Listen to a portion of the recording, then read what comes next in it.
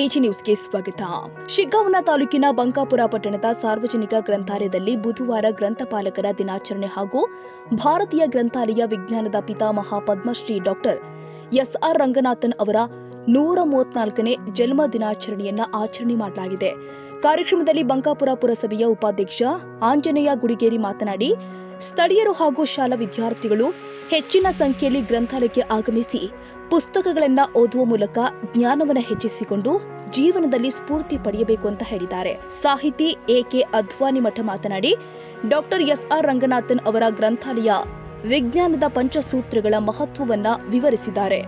ಗ್ರಂಥಗಳು ಉಪಯೋಗಕ್ಕಾಗಿ ಪ್ರತಿ ಓದುಗರಿಗೆ ಅವರ ಗ್ರಂಥ, ಪ್ರತಿ ಗ್ರಂಥಕ್ಕೆ ಅವರ ಓದುಗನ ಸಮಯ ಉಳಿಸಿ ಹಾಗೂ ಗ್ರಂಥಾಲಯ ಒಂದು ಬೆಳೆಯುವ ಶಿಶು ಎಂಬ ಪಂಚಸೂತ್ರಗಳು ಗ್ರಂಥಾಲಯದ ಮಹತ್ವವನ್ನ ಸಾರುತ್ತವೆ ಎಂದಿದ್ದಾರೆ.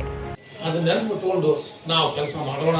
ಯಾವ ಆಸೆ ಆಮಿಷಗಳಿಗೆ ಬಲಿಯಾಗಬೇಡ್ರಿ, ಯಾವ ಆಸೆ ಆಮಿಷಗಳಿಗೆ ಬಲಿಯಾಗಕ್ಕೆ ಹೋಗಬೇಡ್ರಿ. ನಮ್ಮ ಸ್ವಂತಿಕೆಯನ್ನು ಉಳಿಸಿಕೊಂಡು ನಾವು ದಯಮಾಡಿ ಊರಿನ ಬಗ್ಗೆ ಕಾಳಜಿ ವಹಿಸಬೇಕು. ಮತ್ತೆ ಆದಷ್ಟು ದೌಡ ಲೈಬ್ರರಿ ಶಿಫ್ಟ್ ಮಾಡಕ್ಕೆ ಉಪಾಧ್ಯಕ್ಷರು ಠರಾವ್ ಮಾಡಿಸಿ ಇವರಿಗೆ ಕೊಟ್ಟರೆ ಮುಂದಿನ ಕೆಲಸ ಸರಳ ಸಾಧ್ಯ. ಈ ಲೈಬ್ರರಿನ ಇಲ್ಲಿ ಹೇಳ್ತಾರ ಅಂತ ಹೇಳಿ ಇದ್ರಾಗ ಹೇಳ್ಬಿಟ್ಟಾರ, ಅದನ್ನು ಮಾಡಕ್ಕೆ ಅಡ್ಡಿ ಇಲ್ಲ. ಬಂಕಾಪುರ ಸುಧಾರಿಸುತ್ತೆ, ಅಲ್ಲಿ ಮಟ್ಟ ಸುಧಾರಿಸುತ್ತೆ. ಇದು ನನ್ನ ಸ್ಪಷ್ಟವಾದಂಥ ಒಂದು ನಿಲುವು. ಎಲ್ಲಿವರೆಗೆ ನೀವು ಹೋರಾಟ ಮಾಡೋದಿಲ್ಲ ಅಲ್ಲಿವರೆಗೆ ಬಂಕಾಪುರ ಸುಧಾರಿಸೋದಿಲ್ಲ. ಸಮಸ್ಯೆಗಳು ಭಾಳ ಅದಾವ, ಅವನ್ನೆಲ್ಲ ಹೇಳ್ಕೊಂಡು ಕೂತ್ರು ಹೋಗಿಲ್ಲ. ಸಮಯನೂ ಭಾಳ ಆಗ್ಯದ. ಮತ್ತು ಈಗ ಉಪಾಧ್ಯಕ್ಷರು ಅಲ್ಲೇನೋ ನಿಮಗೆ ಅಲ್ಲಿ ಇದು ಮಾಡಿದ್ರು, ಆದರೆ ಉಪಾಧ್ಯಕ್ಷರು ಒಬ್ಬರು ಹೇಳೋದ್ರಿಂದ ಆಗೋದಲ್ಲ. ನೀವು ಠರಾವ್ ಮಾಡಿಕೊಡಿ ಇವ್ರಿಗೆ, ನೀವು ಲೈಬ್ರರಿನ ಅಲ್ಲಿ ಶಿಫ್ಟ್ ಮಾಡ್ರಿ, ಇದು ಎಲ್ಲ ಹಿಂಗಾಗ್ಯದ ಪರಿಸ್ಥಿತಿ, ಅದಕ್ಕೆ ಶಿಫ್ಟ್ ಮಾಡ್ರಿ, ಇದು ಕಟ್ಟಡ ಆಗುವವರೆಗೆ ಅಂಥೇಳಿ ನೀವು ಠರಾವ್ ಮಾಡಿ ಕೊಟ್ರೆ ಅವರು ಡಿಸ್ಟ್ರಿಕ್ಟ್ ಲೈಬ್ರರಿ ಪರ್ಮಿಷನ್ ತಗೊಂಡು ಅಲ್ಲಿ ಶಿಫ್ಟ್ ಮಾಡ್ತಾರೆ. ನಾ ಅಜ್ಜಣ್ಣವ್ರಿಗೆ ಇದನ್ನು ಹೇಳಿದ್ದೆ. ಏನಂದ್ರೆ ಗೊತ್ತ, ಅವರು ಕೊಡೋದು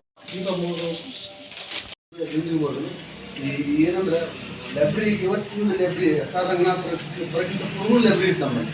ಅಂದರೆ ನಳಂದ ವಿಶ್ವವಿದ್ಯಾಲಯದ ಒಂದು ಲೈಬ್ರರಿ ತೊಗೊಳ್ಬೇಕಂದ್ರೆ ಸುಮಾರು 5-6 ವರ್ಷಗಟ್ಟಲೆ ಆ ಲೈಬ್ರರಿನ ಕಿಡಿಗಳಲ್ಲಿ ಸುಟ್ರು, ಅವರು ವರ್ಷಗಟ್ಟಲೆ ಸುಡ್ತಂತೆ ಅಂತ ಅಂದಿರ್ತಾರೆ. ನಾವು ಸಂಶೋಧನೆ ಮಾಡಿ ಭಾರತ ಮೊದಲೇ ಸಂಶೋಧನೆ ಮಾಡಿತ್ತು, ಮೊದಲೇ ಈ ತಂತ್ರಜ್ಞಾನ ಎಲ್ಲ ಇತ್ತು. ಅಂದರೆ ಇದು ಜ್ಞಾನ ನಿಂತು ನೀರಲ್ಲ, ಯಾವತ್ತೂ ಜ್ಞಾನ ನಿಂತು ನೀರಲ್ಲ, ಹರಿಯೋ ಗಂಗೆ ಯಾವತ್ತೂ ಹರಿತಿರ್ತೈತಿ. ಹಿಂದೆ ಬರೀ ಪುಸ್ತಕ ಬಂದು, ಆಮ್ಯಾಗ ಕಂಪ್ಯೂಟರ್ ಬಂದು, ಇವತ್ತು AI ಬಂದಿದೆ. ಆ ಜಗದೊಳಗೆ ಹೊಸ ತಂತ್ರಜ್ಞಾನಗಳು ಇವತ್ತು ಆವಿಷ್ಕಾರಗಳನ್ನು ಮಾಡ್ತಾ ಇದ್ದಾರೆ, ಆವಿಷ್ಕಾರಗಳು ಹೋಗ್ತಾ ಇದ್ದಾರೆ. ಈ ನಿಟ್ಟಿನೊಳಗೆ ನಾವು ಚಿಂತನೆ ಮಾಡಬೇಕಾಗಿದೆ. ಸ್ಪರ್ಧೆಯಲ್ಲಿದೆ ನಾವು. ಅಂದ್ರೆ 10 ವರ್ಷ ರೌಡಿ ಸೀಟ್ರ್ ಆದಮೇಲೆ ಮತ್ತೆ 2 ವರ್ಷ ಏನೂ ಮಾಡಲಿಲ್ಲ ಅಂದರೂ ಕೂಡ ಅವ್ರಿಗೆ ಸಹಾಯ ಮಾಡ್ಕೊಂತ ಬಂದರು, ಅವ್ರಿಗೆ ಸ್ನೇಹಿತರಾಗಿ ವರ್ತನೆ ಮಾಡಿದರು. ಊರಾಗ ಸಾಕಷ್ಟು ಅಭಿವೃದ್ಧಿ ಕೆಲಸ, ಬಡವರಿಗೆ ಒಳ್ಳೇದು ಮಾಡಿದರು. ದಲಿತರ ಕೆಲಸ ಮಾಡೀವಿ, ಬಡವರಿಗೆ ಕೆಲಸ ಮಾಡೀವಿ, ವೃದ್ಧರ ಸೇವೆ ಮಾಡೀವಿ, ಎಲ್ಲ ಮಾಡ್ಕೊಂತ ಬಂದ್ರೆ ಮತ್ತೆ ನಮ್ದು ರೌಡಿ ಶೆಟ್ರ್ ಮತ್ತೆ ಪ್ರಾರಂಭ ಮಾಡಿ 2 ವರ್ಷದಿಂದ. ಈ ವಿಷಯಕ್ಕೆ ನಾವು ಹಿಂದೆ ಶಾಸಕರಿಗೆ ಭಾಳ ಸಲ ಹೇಳೀನಿ. ನಾನು GB ಒಳಗೆ ಬಂದಾಗ ಹೇಳೀನಿ, ಪ್ರಸ್ತಾಪ ಮಾಡಿ ಅಧ್ಯಯನ ಮತ್ತು ಇನ್ನೂವರೆಗೆ ಕೂಡ ಮಾಡಿದ್ವಿ. ಮತ್ತು ಅನೇಕ ಲೈಬ್ರರಿ ವಿಷಯನೂ ನಾವು ಮಾತಾಡಿದ್ವಿ. ಮತ್ತು ಅದು ಏನಾಗೈತಿ, ಎಲ್ಲಿ ಬಂದೈತೆ ಅಂತಲೂ ನನಗೆ ಗೊತ್ತಿಲ್ಲ.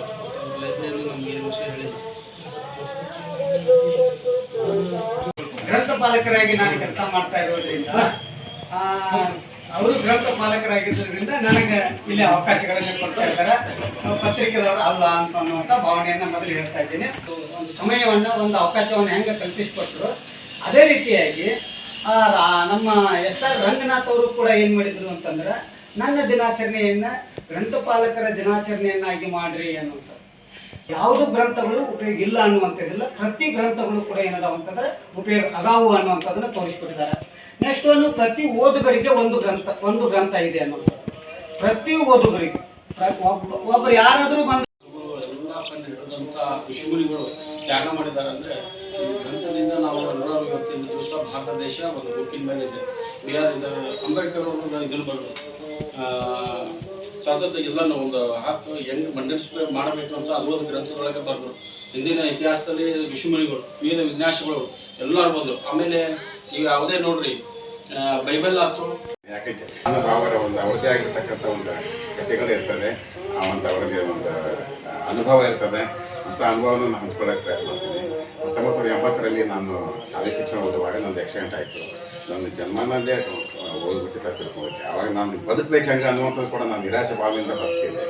ಆಮೇಲೆ ಏನಾಯ್ತು, ನಮ್ಮ ಪ್ರಿನ್ಸಿಪಲ್ ಅವರು ಜೆ ಪ್ರಿನ್ಸಿಪಲ್ ಸರಿ ನಾನು ಅವರಿಗೆ ಮಂಜೂರು ಮಾಡಿಕೊಟ್ಟಿದ್ದೆ, ನಮ್ಮ ಸದಾಶಿವರಿಗೆ ನಾನು ಇಂಟರ್ವ್ಯೂ ಹೋಗ್ಬೇಕಾದ್ರೆ. ಆವಾಗ ಅವರು ಒಂದು ನನಗೆ ಕೆಲವು ಕಾಲ ಕಟ್ಕೊಟ್ಟು, ಆದರೆ ನೀವು ಎಲ್ಲ ಓದ್ರಿ ಅಂತ ಮನೋಭಾವ ವಿವೇಕಾನಂದ ನಿಮ್ಮ ಜ್ಞಾನ ಸಿಗಬೇಕಂದ್ರೆ ಇನ್ನೂ ಜ್ಞಾನ ಮಾಡ್ತಾರೆ. ನಾವು ಕಾಲೇಜ್ ಕಲಿಯೋದು ದೊಡ್ಡದಲ್ಲ, ಅದು ಹೊರತಾಗಿ ಮತ್ತಿನ್ನೂ ಇದೆ ಜ್ಞಾನ ಸಂಪಾದನೆ ಮಾಡ್ಕೊಳ್ಳೋದು ಸ್ಥಾನ ಹೇಳ್ಕೊಟ್ಟು. ಅವಾಗ ನಾವು ಓದ್ತಿದ್ವಿ, ಅವ್ರಿಗೆ ಪೇಪರ್ ಓದ್ತಿದ್ವಿ ಮುಂದೆ ಗ್ರಂಥಗಳನ್ನ ಓದ್ತಿರ್ಲಿಲ್ಲ, ಮತ್ತು ನಾಲೆಜ್ ಎಲ್ಲರೂ ನಾಲೆಜ್ ಓದ್ತಿರ್ಲಿಲ್ಲ. ಅದು ನೋಡ್ತಿದ್ವಿ, ಅದು ಪೇಪರ್ ಓದ್ತಿದ್ವಿ ಅಷ್ಟೇ. ಆಮೇಲೆ ಅದು ಆಳವಾಗಿ ಹೋಗ್ತಕ್ಕಂಥ ನನಗೆ ಅದರ ಅಭಿರುಚಿ ಒದಗಿಸ್ಕೊಟ್ಟರು ನಮ್ಮ ಪ್ರಿನ್ಸಿಪಾಲ್ ಅವರ ಜಯಂತಿಗೋಸ್ಕರ ನನ್ನ ಯಾಕಂದ್ರೆ ಅದು ನನ್ನ ಜೀವನ ಸಂಗೀತ ಕಲಿತಿದ್ದೆ, ಬಾರಿಸ್ತಿದ್ದೆ, ಎಲ್ಲ ಬರದೆ ಕಲಿತಿದ್ದೆ. ಬಟ್ ಈ ಸ್ವರಗಳ ಮಾತಿಗೆ ಮಾತ್ರ ಆಗ್ತಿದ್ದೇನೆ. ಆ ಕಾಲಘಟ್ಟದಲ್ಲಿ ಏನಾಯಿತು, ಅವಾಗ ನಾನು ಲೈಬ್ರರಿಯಿಂದ ನಾವು ಮುಂದಾಗಿ ಬರ್ತೀವಿ, ನಮ್ಮ ಜೀವನ ಸಾರ್ಥಕ್ಕೆ ಹೇಗೆ ರೀತಿ ಮಾಡ್ಕೋಬೇಕು, ಮುಂದೆ ಹುಟ್ಟಿದ್ವಿ, ಬೆಳೆದ್ವಿ, ಒಂದು ದಿವಸ ಸತ್ವಿ. ಸಾವು ಮತ್ತು ಬದುಕು, ಹುಟ್ಟು ಸಾವುಗಳ ಮಧ್ಯೆ ಏನು ಬದುಕದಲ್ಲ, ಇದನ್ನು ಯಾವ ರೀತಿ ನಾವು ಸಾರ್ಥಕ ಮಾಡ್ಕೋಬೇಕು ಅನ್ನೋವಂಥದ್ರಲ್ಲಿ ಪೂರ ಕೆಲವೊಂದು ಸಂಕ್ಷಿಪ್ತ ಶಿಕ್ಷೆ ಕೊಟ್ಟರು. ಅದನ್ನು ಸವಿಸ್ತರವಾಗಿ ಓದ್ತಾ ಇದ್ರಲ್ಲ, ನಮ್ಮ ಜೀವನದಲ್ಲಿ ಘಟನೆಗಳು, ಕಹಿ ಘಟನೆಗಳು ಬರ್ತವೆ. ಅದರಂತೆ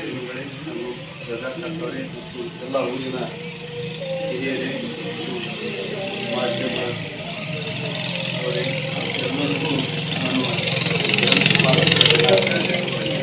ಇವರು ತಂದೆ ತಿಳ್ಕೊತಾರೆ. ಇವರು ತಾಯಿ ಮತ್ತು ಸಂಬಂಧಿಕರ ಅವರ ಸಹಾಯದಿಂದ ಒಳ್ಳೆಯ ಉತ್ತಮ ವಿದ್ಯೆಯನ್ನು ಕಲಿಯುವ ಮುಖಾಂತರ ಮಂಗಳೂರು ಕಾಲೇಜಿನಲ್ಲಿ ಅವರು ಗಣಿತ ತಜ್ಞರಾಗಿ ಪ್ರೊಫೆಸರ್ ಆಗಿ ಕೆಲಸ ಮಾಡ್ತಾರೆ.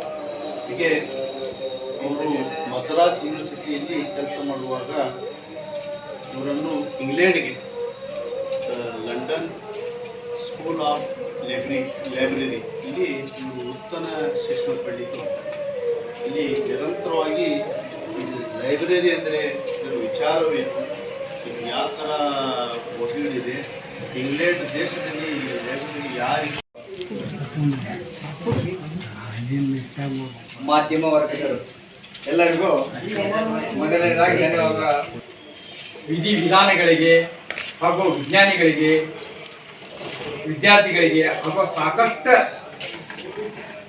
ಭಾರತದ ನಾಗರಿಕರಿಗೆ, ಸಾರ್ವಜನಿಕರಿಗೆ ಉಪಯೋಗ ಆಗುವಂಥ ಒಂದು ಈ ಗ್ರಂಥಾಲಯನ ನಿರ್ಮಾಣ ಮಾಡಿದ ಕೀರ್ತಿ ಅವರಿಗೆ ಸಲ್ತದೆ. ಯಾಕಂತಂದ್ರೆ ಅವರು ಎಲ್ಲ ಅಳೆದು ತೂಗಿ ಈ ಭಾರತ ಅನಸ್ಕೃತ ಒಂದು ಇದು ಬಾಳಿಸ್ತವ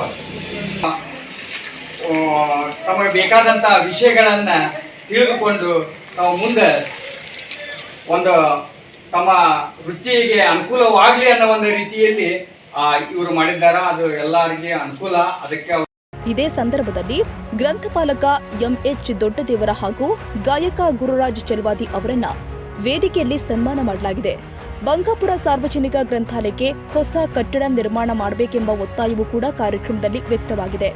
ಕಾರ್ಯಕ್ರಮದಲ್ಲಿ ಆಂಜನೇಯ ಗುಡಿಗೇರಿ, ಎಕೆ ಅಧ್ವಾನಿಮಠ, ತಹಶೀಲ್ದಾರ್ ಅಬ್ದುಲ್ ರಜಾಕ್, ಗಾಯಕ ಗುರುರಾಜ್ ಚೆಲವಾದಿ, ಮಂಜುನಾಥ ಕೂಲಿ, ಪುರಸಭೆ ಸದಸ್ಯರು ಆದ ತಹಮೀದ್ ಖಾಜಿ, ನಾಶೀರ್ ಅಹಮದ್ ಹೆಲ್ಡೆವಾಲೆ, ಗದಿಗೆಪ್ಪ ಬಳ್ಳಾರಿ, ಯಲ್ಲಪ್ಪ ಸುಂಕದ, ಶಿವಪ್ಪ ಮಾಗಿ, ಸೋಮಶೇಖರ ಗೌಡ ಸಜ್ಜನಗೌಡ್ರ, ಸೋಮಣ್ಣ ರಾಮಣ್ಣನವರ, ಯಲ್ಲಪ್ಪ ಹುಲ್ಲತ್ತಿ, ಸಿದ್ದಪ್ಪ ಮತ್ತೂರ, ಶಂಕರಣ್ಣ ಮುರುಗಣ್ಣನವರ ಸೇರಿ ಗಣ್ಯರು, ಪತ್ರಿಕಾ ಹಾಗೂ ಮಾಧ್ಯಮ ಪ್ರತಿನಿಧಿಗಳು ಉಪಸ್ಥಿತರಿದ್ದರು. Raviraj Samshi, Haveri AG news.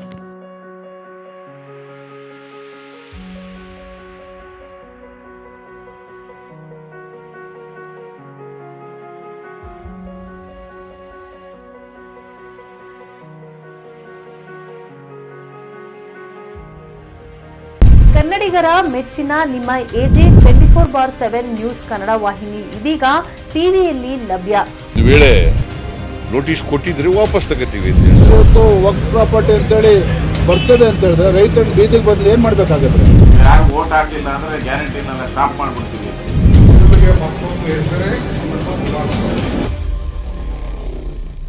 ಕರ್ನಾಟಕ ಮತ್ತು ದೇಶ ವಿದೇಶ 360 ಡಿಗ್ರಿ ಸುದ್ದಿ ಹಾಗೂ ಉತ್ತರ ಕರ್ನಾಟಕ, ಬೆಳಗಾವಿ, ಬಾಗಲಕೋಟೆ, ಧಾರವಾಡ, ಹಾವೇರಿ, ಗದಗ, ಬಿಜಾಪುರ ಜಿಲ್ಲೆಯ ಕ್ಷಣ ಕ್ಷಣದ ವಿವರವನ್ನ ಪಡೆಯುವುದಕ್ಕೆ AJ 24/7 ನ್ಯೂಸ್ ಕನ್ನಡ ವಾಹಿನಿಯನ್ನ ಲೈಕ್ ಮಾಡಿ, ವಿಡಿಯೋಗಳನ್ನ ಶೇರ್ ಮಾಡಿ, ಕಮೆಂಟ್ ಮಾಡುವ ಮೂಲಕ ನಮ್ಮ ವಾಹಿನಿಗೆ ಸಹಕಾರ ನೀಡಿ ಮತ್ತು ಚಾನೆಲ್ ಅನ್ನ ಸಬ್ಸ್ಕ್ರೈಬ್ ಮಾಡಿ.